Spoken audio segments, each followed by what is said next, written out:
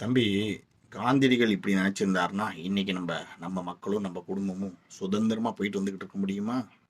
ம் சொல்லுங்க.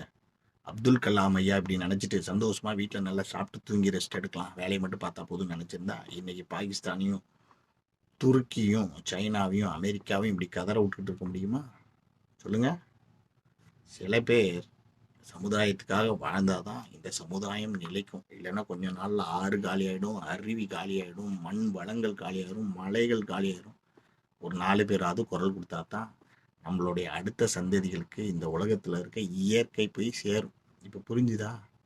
கெட்டவங்களா வந்து கெட்ட கமெண்டா போட்டு இந்த மாதிரி எதுக்கெடுத்தாலும் குறைகளா சொல்லக்கூடிய சமுதாயமா மாறிவிட்டு இந்த சோசியல் மீடியாவை எங்களை மாதிரி ஒரு 4 பேராவது வேற உங்க வழியில வந்து உங்க ரூட்ல வந்து மாத்தி பாராட்டுகளை மட்டும் தெரிவிக்கிறதும் குறைகளை மட்டும் நாசுக்கா தெரிவிக்கிறதும் எப்படின்றத சொல்லி கொடுத்துக்கிட்டு இருக்கோம் தம்பி.